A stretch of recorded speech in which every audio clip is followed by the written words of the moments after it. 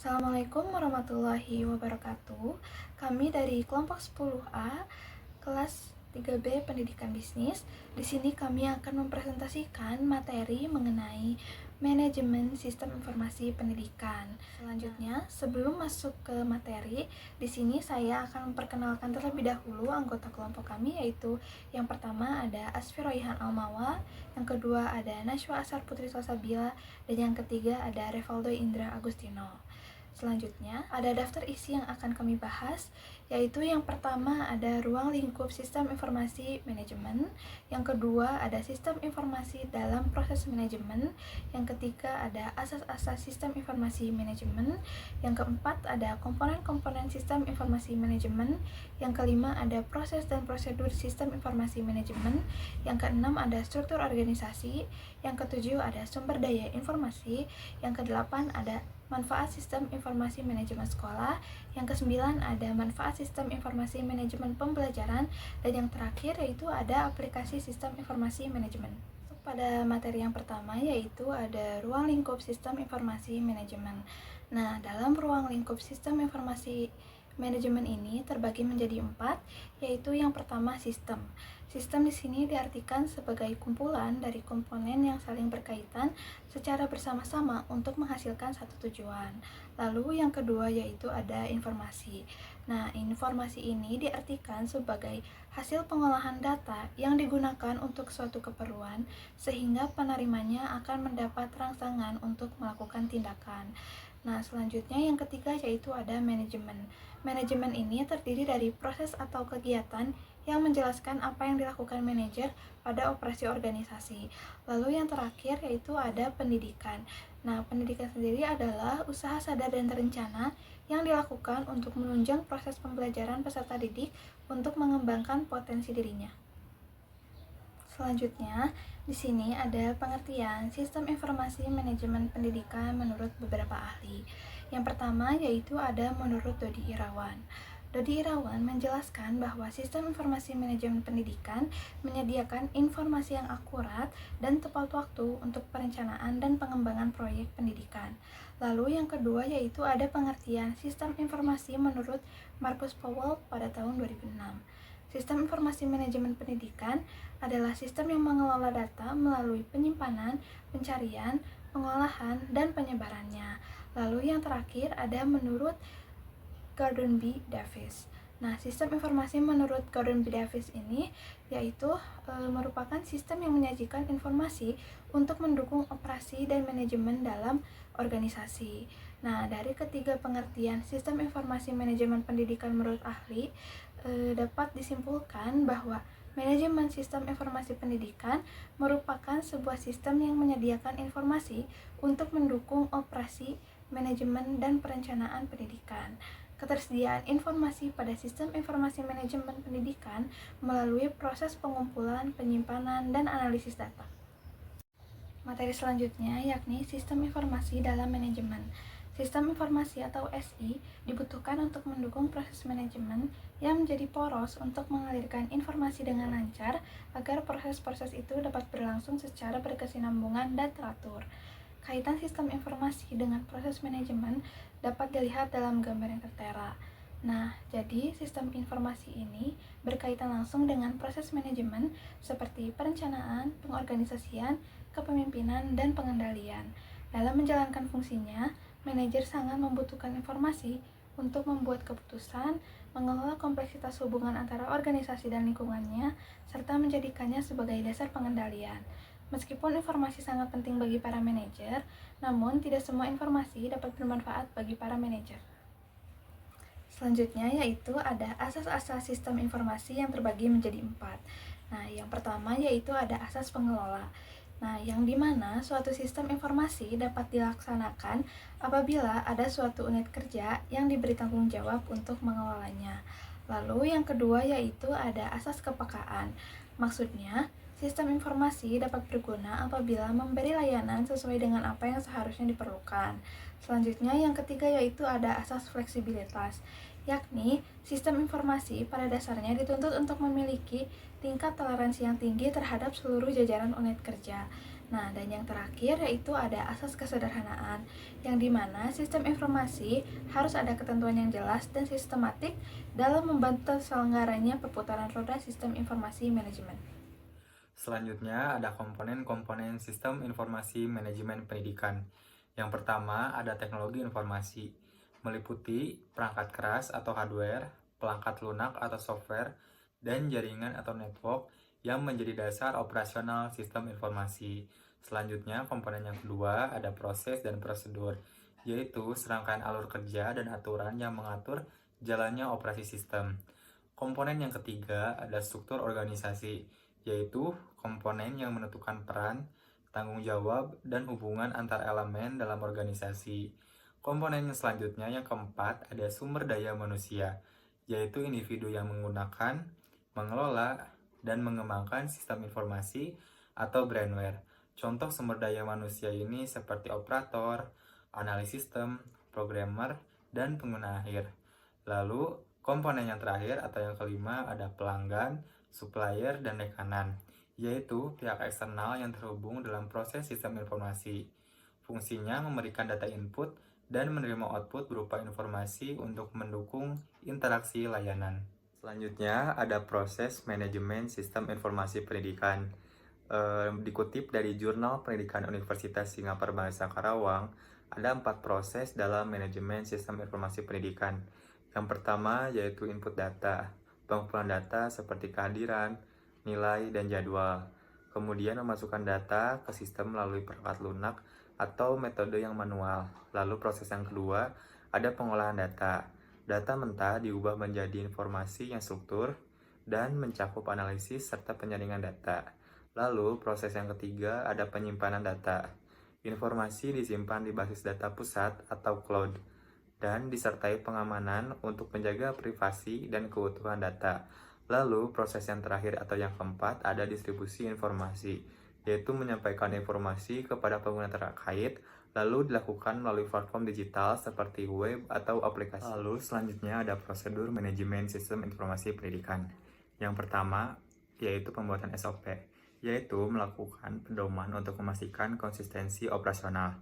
Selanjutnya yang kedua ada pelatihan pengguna, yaitu memberikan pelatihan kepada staf dan guru tentang pengoperasian sistem. Lalu yang ketiga ada backup data, yaitu melakukan pencadangan data secara rutin untuk menghindari kehilangan data. Yang keempat ada keamanan data, yaitu menggunakan autentikasi, enkripsi, dan kontrol akses. Lalu prosedur yang terakhir ada evaluasi sistem, yaitu melakukan evaluasi secara berkala dan menerima umpan balik atau saran pengguna untuk pengembangan lebih lanjut.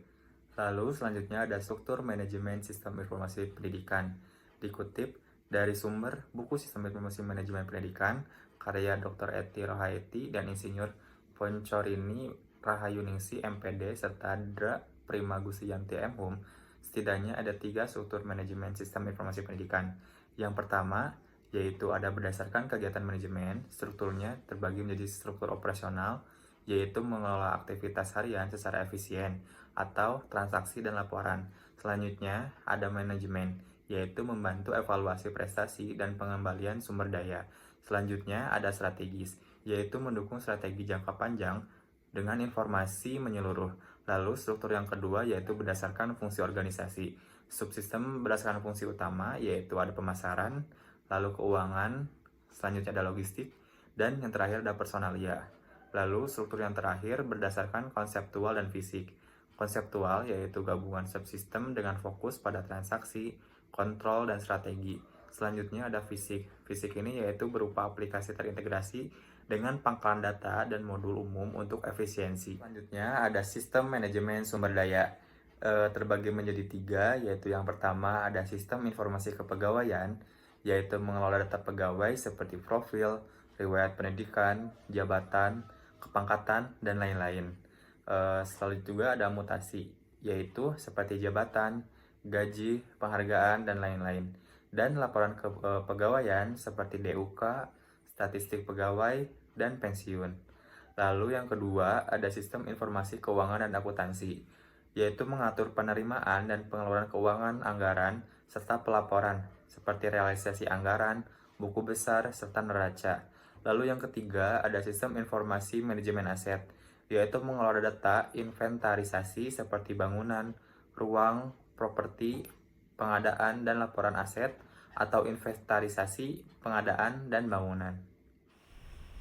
Sebagaimana diungkapkan oleh Hussein tahun 2002 dan dikutip oleh Aviola tahun 2009, MSI tidak hanya berfungsi sebagai alat tetapi juga sebagai strategi untuk meningkatkan kinerja dan mutu sekolah. Ada 6 manfaat utama yang perlu kita tahu. Yang pertama ada efisiensi dan efektivitas data dan yang akurat. Dengan MSI, data yang dikelola menjadi lebih efisien dan efektif. Sistem ini juga memungkinkan pengumpulan, penyimpanan, dan analisis data dilakukan dengan cara yang terstruktur dan akurat. Nah, hal ini tuh penting bagi sekolah untuk mengambil keputusan berdasarkan data yang terpercaya. Lalu yang kedua ada kemudahan dalam proses manajemen. MSI memberikan kemudahan dalam manajemen sekolah, seperti pengelolaan jadwal, administrasi siswa, atau pengaturan kurikulum. Semua proses ini dapat diakses dan dikelola dengan lebih sederhana, menghemat waktu dan juga tenaga. Lalu yang ketiga ada peningkatan sumber daya manusia. Dengan adanya MSI, guru dan staf sekolah didorong untuk meningkatkan kemampuan mereka dalam menggunakan teknologi. Pelatihan ini tidak hanya meningkatkan kompetensi individu, tetapi juga menciptakan lingkungan kerja yang lebih produktif. Lalu yang keempat ada penghematan biaya operasional. Nah, sekolah dapat menghemat biaya operasional melalui penggunaan teknologi MSI. Contohnya, penggunaan sistem digital dapat mengurangi kebutuhan akan dokumen cetak. Nah, sehingga biaya untuk kertas dan alat tulis lainnya dapat ditekan. Lalu yang kelima ada peningkatan mutu sekolah. Nah, manajemen yang baik melalui MSI secara langsung berdampak pada mutu sekolah. Dengan data yang terorganisir dan strategi yang berbasis informasi, sekolah dapat memberikan pelayanan pendidikan yang lebih baik kepada siswa dan orang tua. Lalu yang keenam ada kemudahan bagi guru menginput data hasil belajar. Nah, guru tidak lagi menghadapi kesulitan dalam mencatat hasil belajar siswa secara manual. Dengan MSI, mereka dapat menginput data secara digital yang tidak hanya cepat tetapi juga terintegrasi dengan sistem penilaian sekolah. Nah, selanjutnya ada manfaat manajemen sistem informasi atau MSI dalam mendukung proses pembelajaran. Nah, MSI ini tidak hanya berperan dalam manajemen administratif, tetapi juga menjadi elemen penting dalam meningkatkan efektivitas pembelajaran. Ada 4 manfaat utama MSI dalam pembelajaran. Yang pertama ada Knowledge Management Tool.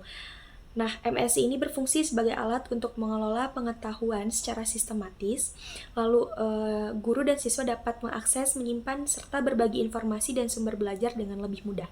Contohnya, platform e-learning memungkinkan penyimpanan materi pembelajaran, rekaman video, hingga dokumen penting yang dapat diakses kapan saja. Dengan demikian, MSI memastikan pengetahuan terorganisir dengan baik dan tersedia untuk mendukung pembelajaran yang berkelanjutan. Lalu yang kedua ada learning tool. Selain mengelola informasi, MSI juga dapat digunakan langsung sebagai alat pembelajaran. Misalnya, aplikasi pembelajaran interaktif, simulasi virtual, atau kuis online dapat meningkatkan pembelajaran pemahaman siswa terhadap materi. Guru juga dapat memanfaatkan MSI untuk menyampaikan materi secara menarik melalui presentasi multimedia atau modul digital. Hal ini membuat pembelajaran lebih dinamis dan sesuai dengan kebutuhan era digital saat ini. Lalu yang ketiga ada Business Management Tool. MSI membantu mengintegrasikan pembelajaran dengan pengelolaan sekolah sebagai sebuah organisasi. Sebagai contoh, sistem manajemen pembelajaran atau Learning Management System tidak hanya memonitor kemajuan siswa, akan tetapi juga mengelola kehadiran, nilai, pengelolaan aset, dan administrasi lainnya. Hal ini tentu mempermudah komunikasi antar guru, siswa, dan orang tua, sehingga mendukung ekosistem pembelajaran yang lebih terstruktur. Lalu yang terakhir atau yang keempat yaitu analisis atau calculation tool. MSI memungkinkan analisis data secara cepat dan akurat, sehingga guru dapat menganalisis performa siswa berdasarkan hasil penilaian menciptakan strategi pembelajaran yang lebih efektif. Contohnya, sistem ini dapat menghitung rata-rata nilai siswa, mengidentifikasi kekuatan dan kelemahan mereka, serta memberikan rekomendasi pembelajaran tambahan. Nah, hal ini tentunya tidak hanya menghemat waktu, tetapi juga membantu guru dalam membuat keputusan berbasis data. Lalu selanjutnya ada aplikasi MSI dalam pengembangan pengelolaan pendidikan. Nah, salah satu aplikasi MSI yang sangat penting dalam pengembangan pengelolaan pendidikan adalah Dapodik atau data pokok pendidikan. Nah, menurut Loilatu dan kawan-kawan tahun 2020, Dapodik adalah sebuah sistem pendataan dan pengelolaan data pendidikan yang dilakukan secara daring dan real time. Nah, data yang dikelola itu mencakup sekolah, siswa, pendidik, tenaga kependidikan, karyawan, serta sarana dan prasarana sekolah. Lalu, tujuan utama dari Dapodik ini adalah menciptakan basis data terpadu untuk mendukung tata kelola pendidikan yang representatif, memenuhi kebutuhan kementerian, dan meningkatkan efisiensi serta efektivitas pengelolaan dalam pendidikan. Lalu, Dapodik ini mulai diberlakukan pada tahun 2006. Nah, seiring waktu, sistem ini terus diperbaharui agar sesuai dengan kebutuhan pendidikan nasional. Nah, versi terbarunya itu ada waktu itu dalam penelitian pada Juni 2006 versi 4.1.1 yang diluncurkan untuk jenjang SD, SMP, SMA atau SMK, dan SLB dalam penelitian Solechan tahun 2021. Nah, sistem ini tuh dikelola oleh operator sekolah yang ditunjuk langsung oleh kepala sekolah untuk memastikan data yang diinput akurat dan up to date.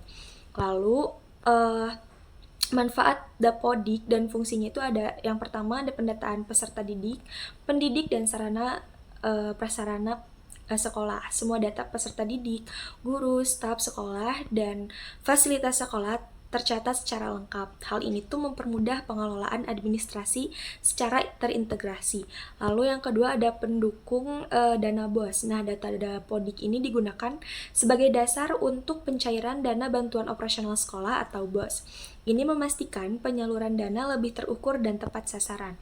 Lalu yang ketiga ada perencanaan dan evaluasi program pendidikan. Nah, Dapodik ini membantu kementerian dan pihak terkait dalam menyusun perencanaan pendidikan. Evaluasi program menjadi lebih efektif karena berbasis data yang valid dan real time. Lalu yang keempat ada efisiensi dan efektivitas tata kelola pendidikan. Dengan data terpusat, Dapodik mengurangi tumpang tindih data antar instansi. Nah, sinergi dalam pengumpulan dan pemanfaatan data meningkat, sehingga tata kelola menjadi lebih efisien. Pengelolaan Sistem Informasi Pembelajaran atau MSIP mencakup perencanaan, pengorganisasian, kepemimpinan, dan pengendalian untuk mendukung tata kelola pendidikan. Sistem ini memanfaatkan sumber daya teknologi dan informasi untuk menghasilkan data yang mendukung pengambilan keputusan secara efektif dan efisien. Salah satu implementasi MSIP adalah Dapodik. Nah, sistem pendataan pendidikan yang berperan penting dalam pengelolaan data sekolah, siswa, pendidik, dan sarana prasarana sekolah. Sistem ini bertujuan untuk meningkatkan efisiensi dan efektivitas, serta akurasi dalam pengelolaan dan perencanaan. Baik, segitu saja yang dapat kelompok kami sampaikan mengenai manajemen sistem informasi pendidikan. Mohon maaf bila ada kesalahan. Wabillahi taufiq walhidayah. Wassalamualaikum warahmatullahi wabarakatuh.